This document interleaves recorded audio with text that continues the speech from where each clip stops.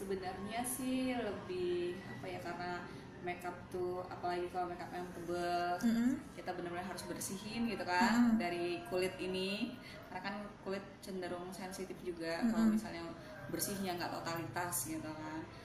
Entah itu sensitifnya lebih apa ya, menimbulkan jerawat atau komedo itu sendiri, atau bahkan bisa kemerahan gitu kan. Namanya bahan kimia karena di muka, kalau misalnya nggak dibersihin total itu bisa bikin bahaya gitu. Terutama bagian look mata. Kita itu kan kadang suka apa ya, pakai glitter. Nah itu kan ada serbuk-serbuknya itu bahaya kalau misalnya masuk mata gitu loh. Jadi disarankan lebih hati-hati bersihin makeupnya itu tadi di bagian area yang tertentu, terus lebih bersih ya. Pertama sih biasanya remover.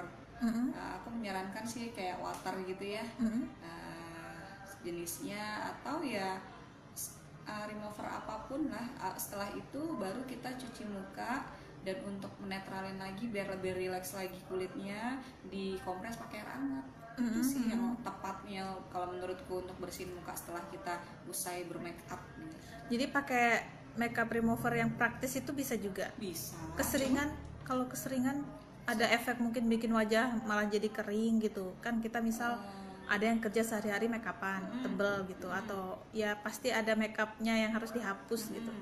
Kita biasa gunakan yang praktis, pakai makeup remover yang itu iya. gimana? Sebenarnya sih kalau misalnya aku sendiri tuh bermake up tuh tiap hari, aku lebih bersihin muka itu ini sih biasa aja, tapi tetap kita cari pembersih muka itu yang sesuai dengan kulit kita. Misalnya Kita gimana tuh? berminyak kan, ada macam-macam tuh remover juga, itu khusus buat kulit berminyak kah, kulit kering kah, jadi memang harus tepat juga untuk Sesuaikan dengan kondisi untuk wajah kulitnya. kosmetik kita sendiri gitu. Setelah dibersihin tetap cuci muka, terus tetap kalau misalnya memang sempat bersih di kompres dengan air hangat, misalnya tisu Pori-porinya berbuka ya. kapas direndam pakai air hangat, diolesin aja kayak bersihin lagi. Jadi benar-benar totalitas untuk bersihinnya. Setelah itu bisa kita misalnya aplikasikan perawatan skincare gitu. Bisa. Nah itu justru kalau sebelum pakai skincare kita benar-benar harus bersih dulu mukanya.